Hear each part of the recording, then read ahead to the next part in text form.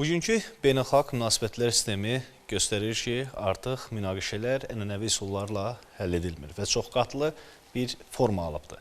Xüsusilə ABŞ-İsrail-İran müharibəsinə diqqət edəcək, bugün artıq təhlükəsizlik məsələləri yaxın şərqdə təkcə regionu deyil, qlobal münasibətləri də əhatə edir. Çünki burada enerji qiymətlərindən tutmuş bütün geosiyasi, geoiqtisadi proseslərə qədər bu məsələ, belə deyək, cəryan edir. Eyni zamanda bu prosesin uzanması bəzi regionlara müsbət təsir etdiyi kimi, bəzi regionlara mənfi təsir edir. Eyni zamanda bu baş verənlər fonunda Cənubi Qafqazda təhlükəsizlik arxitekturası necə qurulur və Azərbaycan-Ermənistan sülhə doğru gedən yol hansı mərhələdədir? Bəli, xoş gördük, hörmətli tamaşaçılar. Mövzu ilə bağlı müzakirəmizi Ali Məclisin deputatı Azad Novruzovla aparacaq. Azad müəllim, xoş gördük studiyamızda. Xoş gördük İzzət müəllim. Azad müəllim, ilkin olaraq ABŞ-İsrail müharibəsinin hazırki mərhələsinə diqqəti çəkək. Hal-hazırda vəziyyət necədir? Tərəflərin strateji məqsədləri nədən ibarətdir? İzzət müəllim, bugün bütün dünyanın gözü təbii ki, İsrail, Amerika Birləşmiş Ştatları və İran müharibəsindədir. Çünki bu müharibə artıq bir regional müharibə deyil, bütün dünyaya çox ciddi təsir göstərir və dünya dövlətlərini və xüsusilə region dövlətlərini xüsusilə düşünməyə məcbur edir. Çünki burada bir sıra ciddi böhranlar yaranıb və bu böhranlar hələ uzun müddətə davam edəcəyi gözlənilir. Təbii ki, bu müharibə indi hansı fazadadır, hansı mərhələdədir, bunu analiz etmək üçün bu münaqişənin köklərini bir daha nəzərdən keçirmək məqsədə uyğun olar. Amerika Birləşmiş Ştatları, İsrail və İran arasındakı münasibətlər demək ki, uzun müddətli gərginlik mərhələsini artıq demək olar ki, müharibə mərhələsi ilə əvəz edir. Bu münaqişənin, bunlar arasındakı bu münasibətin kökündə nə dayanır? Bir sıra ciddi məqamlar dayanır. İlk növbədə biz hamımız bilirik ki, demək İran demək İslam Respublikası yarandıqdan sonra demək İran bir mənalı olaraq Qərbə və Amerika Birləşmiş Ştatlarına özünü alternativ kimi təqdim etdi və bunun da müqabilində Amerika Birləşmiş Ştatları İranı region üçün bir təhlükə təhdidi kimi qiymətləndirir. Yəni birinci növbədə bu münaqişədə əsas səbəb ideoloji və siyasi istiqamətdir ki, bunlar arasındakı bu istiqamət uzun müddətli demək olar ki, gərgin olaraq davam edir. İkinci ciddi deməklə məqam İsrail məsələsidir. Çünki İran dövləti İsrailin legitimliyini bir qayda olaraq tanımayıb, elə ilk yarandığı dövrdən tanımayıb və bugün də tanımır. Amma bir məsələ vardı, belə qeyd edirik biz. İsrail ilkin olaraq yarananda dövlət olaraq elan olunanda İran ilk tanıyanlardan biri İran İslam Respublikası oldu. Demək, İran İslam Respublikası olub, ancaq sonraki dövrlərdə demək bunlar demək tamamilə bu öz fikrindən imtina eləyib və İran İsraili bir növ hər zaman təhdid altında saxlayır. Bu yəni bu gizli bir məsələ deyil. Demək həm daxildə, həm xaricdə deməli birbaşa demək İranla hətta İsraillə belə əlaqə yaradan dövlətləri düşman kimi elan edir. Yəni bu ideologiya bu formatda qurulub və təbii ki, İsraildə eyni zamanda İranı özü üçün bir təhdid kimi görür, bir strateji təhlükə mənbəyi kimi görür. Digər bir məqam demək İranın nüvə proqramı və Amerika Birləşmiş Ştatlarının İsrailin bir növ nüvə qorxusudur. Çünki onlar belə düşünürlər ki, əgər demək İran artıq nüvə silahı hazırlamağa yaxındır və o hazırlayarsa bu həm İsrail üçün, Amerika Birləşmiş Ştatları üçün bir ciddi bir təhdiddir. Digər bir məqam regionda demək o regiona hər bir kəs, istər Amerika Birləşmiş Ştatları, İsrail və İran arasında demək rəqabət var və burada kim daha güclüdür, kim daha nəzarət edir məsələsi ortaya çıxır. Çünki biz bilirik ki, İran İslam Respublikası demək ki, Suriya, İraq və digər Yəmən ölkələrə demək ki, nəzarətdə saxlamağa demək meyillidir və təbii ki, bunu da Amerika Birləşmiş Ştatları və İsrail istəmir. Digər bir məsələ enerji və marşrutlara nəzarət məsələsidir. Çünki biz bilirik Hörmüz boğazından dünyanın deməli neft tankerlərinin 5də birindən çoxu gedir və istənilən zaman İran demək o dövlətləri bu yolla təhdid etmək imkanı imkanına malikdir. Yəni əlində bir Təbii bıçaq ki, vardı bəli, hal-hazırda. bəli, bu birinci mərhələdir və 40 ildən çoxdur ki, bu münasibətlər bu formatda davam edir və son nəticədə demək İranın müəyyən qədər yaxın şərqdə zəifləməsi və bu zəifləmədən də təbii ki, diplomatiyanın da demək artıq işləməməsi Amerika Birləşmiş Ştatları İsrail birliyinin İrana deməli hava zərbələri, ilk növbədə hava zərbələri etmək üçün bir şərait yaratmış oldu.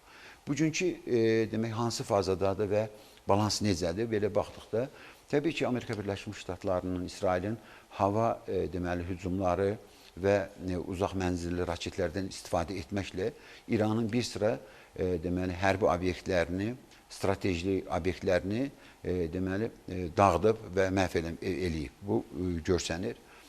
İrana ciddi olaraq demək hərbi ziyan vurub, eyni zamanda fiziki olaraq demək İranın deməli o üzdə olan belə deyək heyətini aradan götürüb. Ancaq buna baxmayaraq təbii ki, İran İslam Respublikası da bütün bunların hamısına tab gətirir, dözür və deməli istər raket, istər PUA hücumlarını hələlik davam etdirmək imkanındadır. Eyni zamanda İranın strateji məqsədi bugün heç də müharibəni udmaq deyil, Amerikanın o siyasətini bir növ regionda sarsıtmaqdır. Bunun üçün o həm hücumlardan istifadə edir, həm deməli İranın müttəfiqləri olan region ölkələrində Amerika Birləşmiş Ştatlarının bazalarını vurur və bu bazaları vurmaqla kifayətlənmir. Eyni zamanda demək həmin dövlətlərdə Amerika Birləşmiş Ştatlarının istehsal müəssisələrini dağıtmaq niyyətindədir, dağıdır və bunu daimə. Çünki bu proses qarşılıqlı gedir. Yəni İran ərazisində də bir çox neft belə deyək quyuları vuruldu, anbarları vuruldu. Bəli, bəli, ən ciddi proses Hörmüz boğazına artıq demək olar ki, İran nəzarət edir, istədiyi oradan dövlətlərin gəmilərini müəyyən şərtlərdə buraxır, istədiyini buraxmır. Yəni bu mərhələ demək artıq belə deyək də ciddi bir qalib yoxdur, ancaq mən deyərdim ki, bəlkə də bu biraz da təhlükəni artırmış olur. Və qarşılıqlı tükətmə prosesi gedir hal-hazırda. Qarşılıqlı tükətmə prosesi gedir. Təbii ki, bu region dövlətlərinə çox ciddi təsir edir, Amerikanın müttəfiqlərinə ciddi təsir edir, Avropa Birliyinə ciddi təsir edir, Cənub Qafqaz ölkələrinə ciddi təsir edir. Belə geri gəlmişdən çox üzr istəyirəm Azad müəllim, siz qeyd elədiniz az öncə Hörmüz boğazı ilə məsələni. Cənab Donald Trumpın bir açıqlaması oldu ki, Böyük Britaniya artıq boğaza gedin və öz ehtiyaclarınızı özünüz qarşılayın. Böyük Britaniya bir sərt mesajı olmuşdu. İstədim elə bunun ardını qeyd edeyim. Hörmüz boğazı səbəbindən təyyarə yanacağı ala bilməyən ölkələr, o cümlədən İranın zərərsizləşdirilməsi prosesində iştirakdan imtina edən Birləşmiş Krallığa müraciət edirəm. Birincisi, yanacağı ABŞ-dan alın. Bizdə kifayət qədər ehtiyat var. İkincisi, gec də olsa cəsarət toplayın, boğaza gedin və ehtiyaclarınızı özünüz təmin edin. Artıq öz maraqlarınızı qorumağı öyrənməlisiniz. ABŞ bundan sonra sizin üçün əvvəlki kimi hərəkət etməyəcək. Necə ki, siz də bizim üçün etmədiniz. İran faktiki olaraq zərərsizləşdirilib, əsas mərhələ başa çatıb. Gedin və neftinizi özünüz təmin edin. Burada əslində hansı, belə deyək, kadr arxası məqamlar var idi? Nicət müəllim, biz Amerika Birləşmiş Ştatlarının müxtəlif tezislərinin şahidi olmuşuq. Müxtəlif zamanlarda, bu dövrdə, bu qısa bir müddətdə müxtəlif tezislərinin şahidi olmuşuq. İlk növbədə Amerika Birləşmiş Ştatları bildirirdi ki, bizim məqsədimiz İranda deməli rejimi tamamilə məhv eləmək, rejimi aradan götürmək, orada deməli o nüvə proqramı tamamilə dayandırmaqdır məqsədimiz. Sonra demək ikinci mərhələdə demək onlar qeyd edilər ki, bizim isə məqsədimiz bu rejimi tamamilə sökdürmək deyil. Bizim məqsədimiz orada demək nüvə proqramını dayandırmaqdır. Deməli İranın uzaq mənzilli raketlərinin istehsalını dayandırmaqdır. Və üçüncü mərhələdə Amerika Birləşmiş Ştatları dünya dövlətlərini Hörmüz boğazı üzərində bir koalisiya yaratmaq və oranı müdafiə etmək çağırışı etdi. Burada təbii ki, biz şahid olduq ki, əksər deməli xüsusilə də məsələn NATO dövlətlərindən çoxu, Avropa dövlətlərinin çoxu deməli reaksiya vermədilər və bu çağırışa qoşulmadılar. Və bu gündə siz qeyd etdiyiniz kimi demək Donald Trump o ifadəni işlədir və belə görsənir ki, o deməli region dövlətlərinə, xüsusilə də elə dünya dövlətlərini yenidən düşünməyə biraz da elə bil ki, sürətləndirir ki, yəni dövlətlər öz maraqları çərçivəsində müəyyən ciddi addımlar atmalıdırlar. Yəni bu gün onun fikrindən belə çıxır ki, o müharibəni artıq qurtarmaq ərəfəsindədir. Yəni dünən qeyd edirdi, müharibəni 4 həftəyə biz artıq yekunlaşdıracağıq. Bugün qeyd edilir ki, artıq müharibəni biz 5-6-sı aprel tarixlərində yekunlaşdıracağıq və gah burada tərəfdən quru qoşunların ora çıxarılması tezisi ortaya atılır. Ancaq bu gedişatla o da mümkündür ki, təbii ki, Amerika Birləşmiş Ştatları elan etsin ki, biz öz qarşımıza qoyduğumuz məqsədə müəyyən qədər nail olduq, ümumiyyətlə nail olduq və biz artıq bu çəkilirik. Dünya dövlətləri də burada öz başının çarəsini qılsınlar, xüsusilə Körfəz ölkələri başının çarəsini qılsınlar və o cümlədən deməli Hörmüz boğazından keçən demək tankerlərin bir qismini dost dövlətlər adlandırır İran, onları buraxır, bir qismini maliyyə vəsaiti tətbiq edir, bir qismini ümumiyyətlə buraxmaq istəmir. Yəni belə görsənir ki, bu vəziyyət çox təhlükəli bir həddə gedir. Azad müəllim, ümumi olaraq götürdükdə bəs yaxın şərqdəki bu proses regional məsələlərdə ümumi riskləri və belə deyək, faydaları kimədir və necədir? Təbii ki, burada demək regional olaraq çox bunun faydaları olan ölkələr də var. Bir növ belə deyək, tam faydası olmasa da müəyyən qədər faydası olan ölkələr də var, riskli ölkələr də var. İlk deməli problem nədə görsənir? Birinci, demək Körfəz ölkələri bir növ Amerika Birləşmiş Ştatlarının çətiri altında demək toplanmışdılar və bu gün artıq bu dövlətlər görürlər ki, demək bu çətir o qədər də etibarlı hesab olunmur. Bunun üçün həmin dövlətlərin artıq təhlükəsizliyi bir risk altındadır və onlar müəyyən koalisiyalar yaratmaq haqqında addımlar atırlar. Hətta nəinki Körfəz ölkələri biz deməli Türkiyə, Misir, Səudiyyə Ərəbistanı arasında da müəyyən danışıqların getdiyini biz izləyirik, görürük və təbii ki, bu çox ciddi risklər yaradır. Deməli, dünyada neftin qiyməti artmaqda davam edir. Məsələn, dünən 100 dollar olan, bugün 115, 125, 120 dollar ərəfəsinə qədər qalxır. Təbii ki, burada həm satanlar üçün ciddi problem var, həm alanlar üçün ciddi problemlər var. Ümumiyyətlə, dünya iqtisadiyyatının və xüsusilə Körfəz ölkələrinin iqtisadiyyatında çox ciddi problemlər yaranıb. İndi burada faydalar deyəndə, məsələn, tutaq ki, bugün Rusiya öz neftini Çinə satır, buna icazə verildi. Bu məsələ biraz da uzadıldı, ayın 15-nə qədər də bu məsələ uzadıldı. Təbii ki, müharibədə xeyli qazanc əldə edəcək Rusiya bu məqamdan, çünki Çinə öz neftini rahat sata bilir və... Amma uzun müddətdir sakit qalan Rusiya Federasiyasının prezidenti bugün bir açıqlama elədi. Bəli. Məhz İran müharibəsi ilə bağlı. Artıq bir narazılığını, gileyliyini bildirdi. Təbii ki, bilirsiniz belədir. Məsələn, bugün region, istər Rusiya olsun, istər digər ölkələr olsun, belə konkret bir fikir söyləmirlər, yəni demirlər və onlar bir növ İranın da güclənməsinin əleyhinədirlər. Amerikanın burada İran üzərində tam qələbəsinin də əleyhinədirlər. İndi müəyyən dövlətlər burada neytrallıq nümayiş etdirir. Müəyyən dövlətlər müəyyən qədər belə deyək, müharibəyə yardımlar etməyə çalışırlar. Təbii ki, burada indi Amerika Birləşmiş Ştatlarının tərəfdarları da var, müəyyən qədər əleyhdarları da var. Eyni zamanda məsələn tutaq ki, hər bir dövlətin özünün də artıq müəyyən bir xətti var. Çünki milli maraqlar məsələsi var və o dünyada qurulmuş düzen artıq pozulub. Yəni bugün məsələn bu müharibə ilə Amerika Birləşmiş Ştatları məsələn bugün burada lap qalib gəlsə də belə Amerika Birləşmiş Ştatları regionda mənə elə gəlir ki, öz mövqeyini bir qədər zəiflətmiş oldu. Çünki fikirlər tamamilə başqa idi və münasibət tamamilə başqa idi və elə İranın da məqsədi bundan ibarətdir ki, deməli o müttəfiqləri bir növ Amerika Birləşmiş Ştatlarından uzaqlaşdırsın. Təbii ki, burada Rusiya bugün oradan məsələn tutaq ki, neft istehsalında qazansa da, ancaq Amerika Birləşmiş Ştatlarının İranda tam qələbəsini istəməyən dövlətdir və İranla yaxşı əlaqələri olan, strateji əməkdaşlığı olan bir dövlətdir. Ancaq görünən odur ki, bugün məsələn Rusiyanın özü də İrana birbaşa yardımlar etmir və ciddi bəyanatlarla çıxış etmirlər. Yəni belə müəyyən tezislər işlədilir. Ancaq hər bir kəs bir gözləmə mövqeyində dayanıb.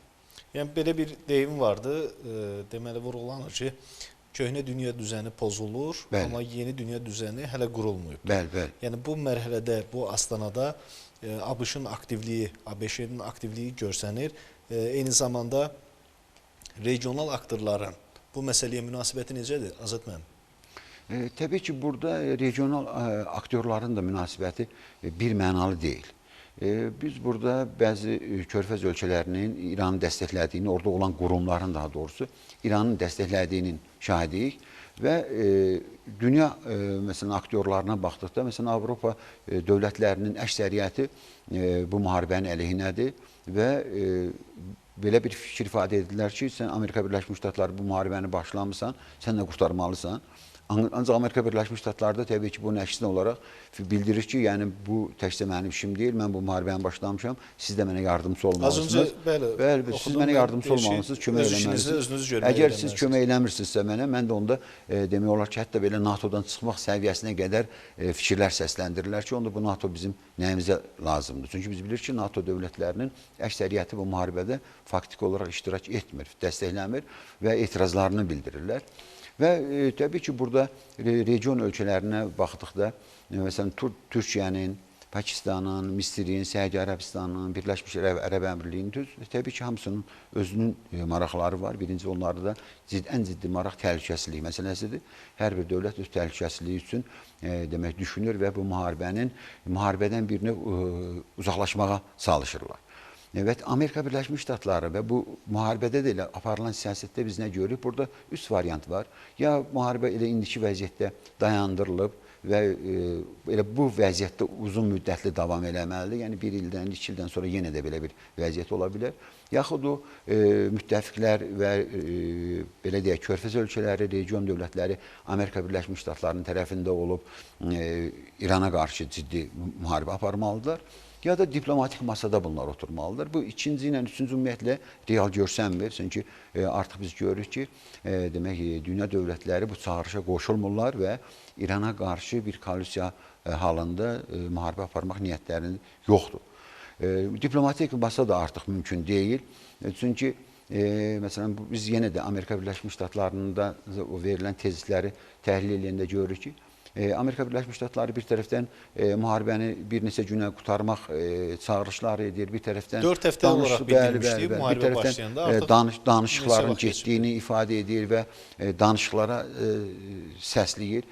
Yəni belə görsənir ki, diplomatik yolda burada mümkün deyil və belə bu vəziyyətdə və istər Amerika Birləşmiş Ştatlarının daxilində təzyiqlər, istər dünya dövlətlərinin bəzilərinin Amerika Birləşmiş Ştatlarına təzyiqi, belə görsənir ki, müharibə bu vəziyyətdə bir növ belə deyək də dondurulacaq. Ancaq İsrailin də təbii ki, İsrail bugün strateji məqsədləri tamamilə başqadır. Biz görürük ki, İsrail ümumiyyətlə İranın logistik imkanlarını tamamilə sıradan çıxarmasının tərəfdarıdır. Və eyni zamanda bu müharibəni təkcə İran daxilində bitirməklə kifayətlənmir. Livanın cənubunda artıq orada bir koridor yaratmaq fikrindədir və bu niyyətdədir ki, ümumiyyətlə İran dövlətindən heç zaman bir təhdid olmasın.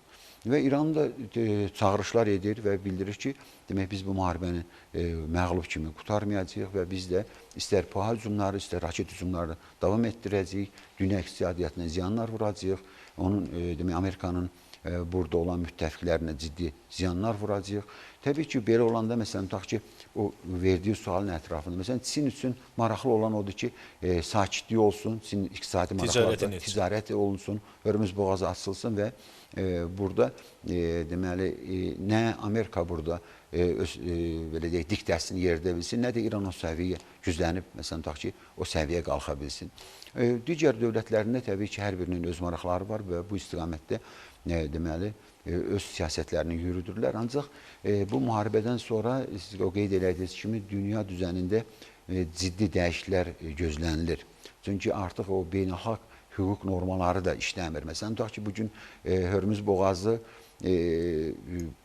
biz bilirik ki, oradan bütün dövlətlərin gəmiləri rahat keçə bilərdilər. Ancaq bugün orada artıq biz bunun əksini görürük və orada diktə görürük. Və belə çıxır ki, o demək, nəqliyyat, enerji xətlərinə, imkanlarına da demək, yenidən baxmaq məcburiyyətində dövlətlər və biz bunun şahidi oluruq ki, artıq Avropa məsələn tutaq ki, Xəzər dənizi istiqamətindən orta dəhliz istiqamətindən yüklərin daşınmasına artıq bu seçim deyil, məcburiyyətdən məsələn tutaq ki, bəzən bu istiqaməti götürürlər. Təbii ki, bütün bunların hamısı yaxın zamanlarda düzələn bir məsələ deyil və dünyanı bir növ bu münaqişə silkələyib yeni bir reysə salmaq məqamındadır. Bəs bu gün yaxın şərqdəki baş verən proseslər Azad müəllim Cənubi Qafqazın təhlükəsizlik imkanlarına necə təsir edir?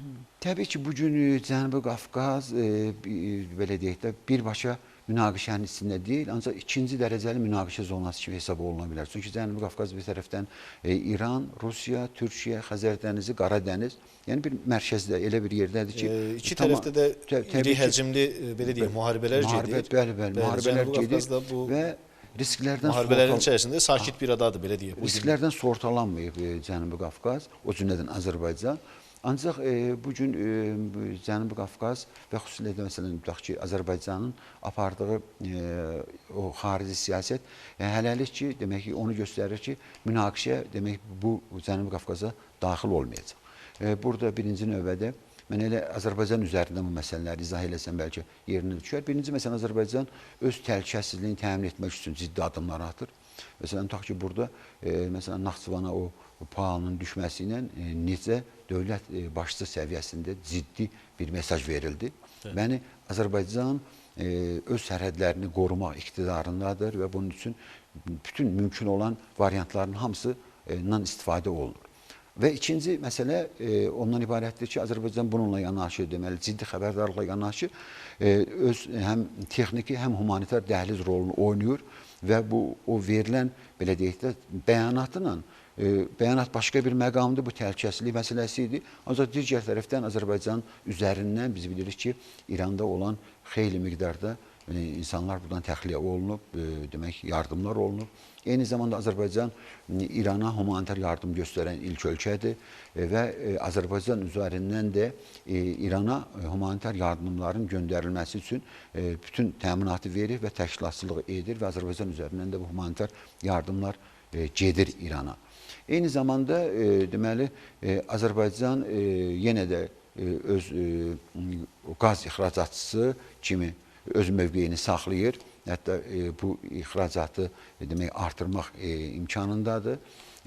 Nəqliyyat dəhlizinin belə istifadəsi üçün bütün mümkün olan yollardan istifadə edir. Yəni bu gün Azərbaycan təhlükəsizliyi təkcə hərbi yolla deyil, bir növ belə deyək də iqtisadi yolla, logistik, nəqliyyat vasitəsilə bir növ asılı vəziyyətdədir. Yəni bu gün artıq Avropanın orta dəhlizə olan belə deyək, tələbatı, marağı artıb, Çinin marağı burada məsələn artıb. Çünki bu artıq belə deyək də bu bir alternativ kimi deyil, yəni artıq seçim yoxdur.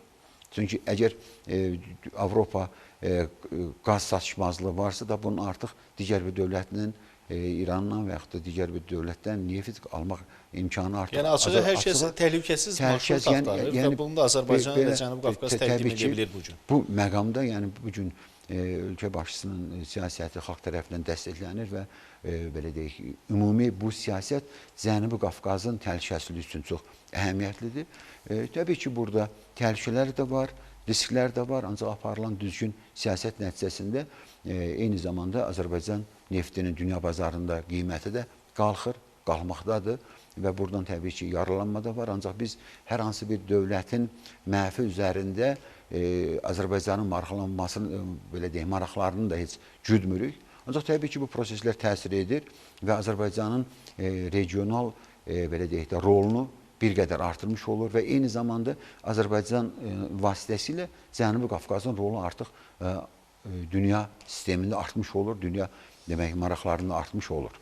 Belə biz bir nəticəyə gəlirik. Və eyni zamanda burada Cənubi Qafqazda Azərbaycan-Ermənistan sülh gündəliyinə gedən yol da mövcuddur. Bu proseslər beynəlxalq gərginlik fonunda hansı mərhələdədir? Necə irəliləyir? Bugün artıq hansı işlər görülüb belə deyək sülh yolu üçün? Təbii ki, bu gərginlik, bu sülh yolunun açılması üçün də ciddi bir problem yaratmaqdadır. Çünki artıq biz Azərbaycan və Ermənistan arasındakı demək münaqişə dövrü artıq sona çatıb. Demək ki, Azərbaycanla Ermənistan arasında keçən ilin mart ayında o sülh müqaviləsi müzakirə olunmuşdu. Avqust ayında Amerika Birləşmiş Ştatlarında demək o paraflanma məsələsi yerinə yetirildi. Orada bir ciddi deməli məqamlar var, hansı ki bu Ermənistan mətbuatında da işıqlandırıldı, Azərbaycan mətbuatında da işıqlandırıldı. Çünki burada əsas məsələ ondan ibarətdir ki, Azərbaycan və Ermənistan deməli bir-birinin ərazi bütövlüyünü və suverenliyini qəbul edirlər. Demək iki dövlət arasında deməli sərhədlərin delimitasiyası və demarkasiyası prosesi artıq gedir və bu məsələ davam eləyir. Orada bir maddə var ki, məsələn Azərbaycan-Ermənistan sərhədində üçüncü bir dövlətin ordusu qoşunu yerləşdirilə bilməz. Yəni biz suveren dövlətlər kimi demək hər bir dövlət öz sərhədini qorumaqdır. Təbii ki, bütün bunlar var, ancaq indi burada demək bu münaqişədən sonra biraz belə deyək də istər-istəməz biz bunu hiss edirik ki, biraz ləngimələr olur və buləngimələrin də əsas səbəblərindən biri təbii ki, biz Ermənistanı görürük. Çünki Azərbaycanda bu gün məsələn tutaq ki, o Mehriyə qədər olan dəmir yolu istər avtomobil yolunun tikintisi bu dəqiqədə davam edir. Yəni bunun heç bir dünya dövlətinə, ya İrana, ya Amerika Birləşmiş Ştatlarına, ya Ermənistana məsləhətləşmədən bu yol artıq bitmək üzrədir, qurtarmaq üzrədir. Ancaq Ermənistan hələ də məsələn bunu yubadır. Düzdür, onlar qeyd edirlər, Xarici İşlər Nazirliyi səviyyəsindəki artıq layihələndirmə işləri gedir. Ancaq bu çox uzanır. Yəni Ermənistan bugünkü bu məqamdan bir dərs çıxartmalıdır və unutmamalıdır ki, biz də heç birimiz unutmalıyıq ki, dünya dövlətləri bu vəziyyətdən istifadə edib burada bir gərginlik mənbəyi də ocağı da yarada bilərlər. İstər Ermənistan daxilində biz bilirik ki, sabitlik yoxdur və bundan istifadə edə bilərlər. Təbii ki, Ermənistan tərəfindən də faktiki olaraq bu dəhlizdə iş aparılmır, ancaq qeyd olunur ki, layihələndirmə işləri aparılır. Eyni zamanda məsələn tutaq ki, bizim tələbimiz də Azərbaycanın deməli ciddi tələbidir ki, bu demək konstitusiyada olan Azərbaycanın ərazi bütövlüyü, suverenliyinə aid olan o müddəa ki var, hansı ki onlar istifadə edirlər. Bu çıxarılsın, orada bunun üçün onlar referendum keçirməlidirlər. Onlar da bunu məsələn tutaq ki, belə deyək də qanunlara salaraq uzadırlar vaxtı, planı və belə.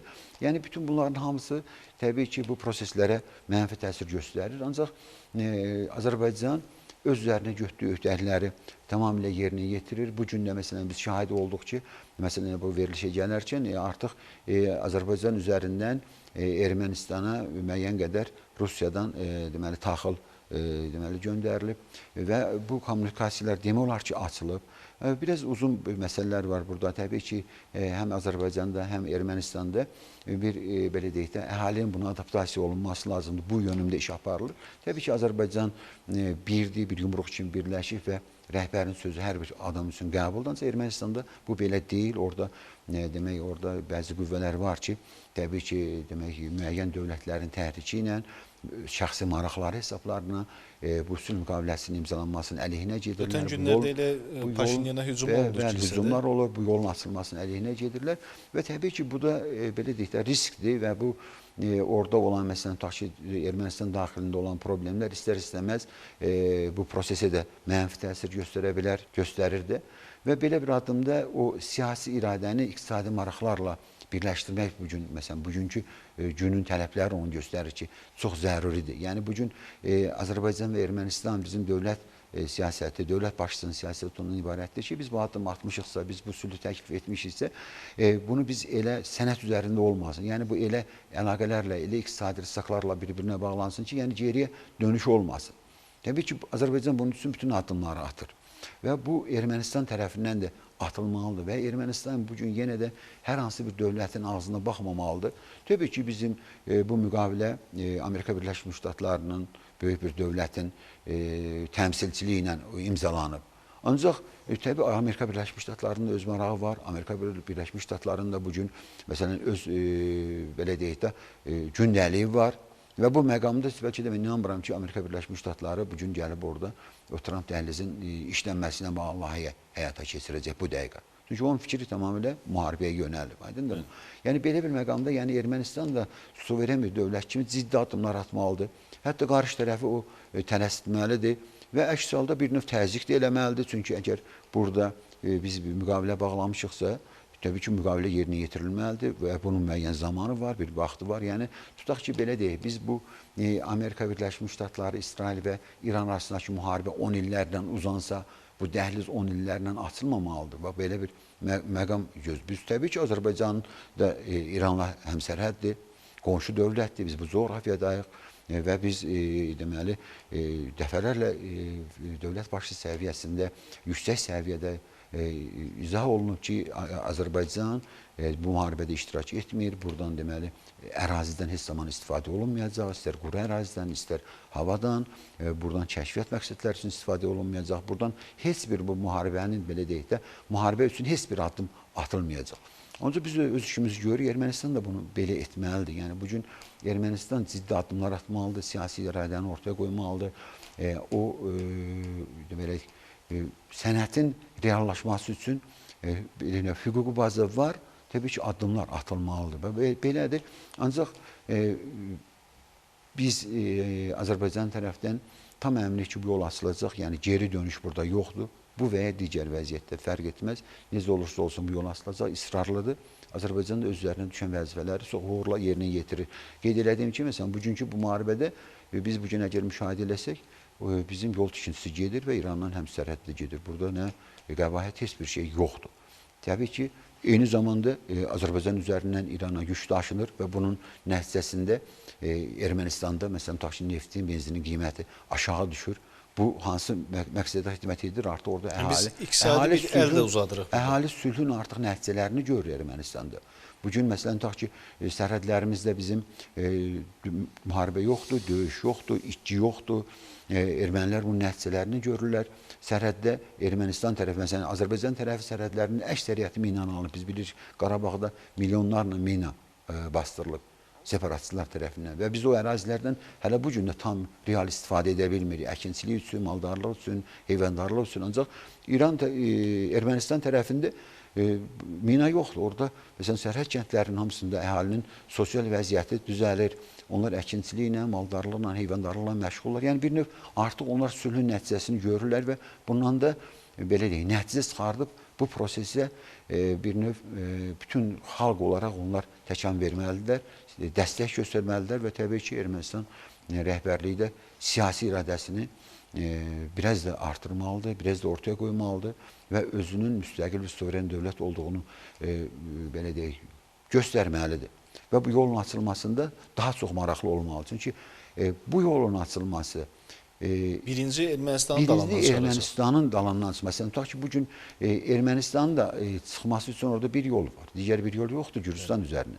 Və belə bir vəziyyət bugün biz istəmirik. Belə bir şey məsələn arzulamırıq. Məsələn, Gürcistanda belə bir vəziyyət yaransa, belə bir münaqişə ocağına çevrilsə, Ermənistan artıq orada çıxmaq bir imkanları da yoxdur. Təbii ki, bunlar da baxmalıdırlar və onlar əvvəl-axır başa düşməlidirlər ki, bu sülh Ermənistan üçün daha əhəmiyyətlidir, daha xeyirlidir. Və təbii ki, bu yolun açılmasında biz qeyd elədiyimiz kimi, bugün məsələn, tutaq ki, bu yol açıq olsaydı, bəlkə də dünya iqtisadiyyatında öz qiymətini, töhfəsini vermiş olardı. Çünki artıq indiki vəziyyətdə daha çox lazım idi. Təbii ki, biz bilirik ki, bu yol açılanda yük daşınmalarının miqdarı dəqiq hesablamalara görə 3-4 dəfə artacaq. Yəni, bu çox böyük bir rəqəm olacaq. Və bu yol açılanda buradan Avropa da qazanacaq, təbii ki, Orta Asiya da qazanacaq, Çin də qazanacaq, Avropa dövlətləri də qazanacaq. Bugün artıq dünya bu müharibə ilə bir iqtisadi böhran içərisində. Təkcə elə neftin qiymətinin qalması dünyada bütün məhsulların qiymətinin qalxmasına, istehsalın qiymətinin qalxmasına, daşınmaların qiymətinin qalxmasına çox ciddi təsir göstərir. Məsələn, bugün məsələn, bu Zəngəzur dəhlizinin əhəmiyyəti daha özünü göstərmiş olur ki, yəni əgər bugün dəhliz açılmış olsaydı, bəlkə də dünyadakı vəziyyət bir qədər indikindən, bir qədər yox, çox yumuşaq bir səviyyədə olardı. Aydındır. Bugün Azərbaycanda bu istiqamətdə real, belə deyək, siyasi iradə mövcuddur, iqtisadi imkanlar mövcuddur və yerdə qalan məsələ qalır Ermənistan tərəfin mövqeyinə. Çox sağ olun Azad müəllim, mən minnətdaram ki, suallarımızı cavablandırdınız, veriliş boyu bizlə olduğunuz müzakirəmizi apara bildik. Çox sağ olun. Təşəkkür edirəm. Sonda, hörmətli tamaşaçılar, qeyd etmək lazımdır ki, xüsusilə Azərbaycanın coğrafi olaraq əsas hissəsində artıq tikinti quraşdırma işləri dəmir yolu ilə bağlı bitmək üzrədir və Naxçıvanın hissəsində tikinti işləri gedir və deyərdim ki, Qars-Iğdır istiqamətində də tikinti işlərinə start verilibdir və ən qısa zamanda təbii ki, bu yol istifadəyə veriləcək və veriləndən sonra artıq böyük bir nəqliyyat, belə deyək, nəfəsliyi rolunu oynayacaq. Sağ olun, növbəti efir vaxtında görüşənədək.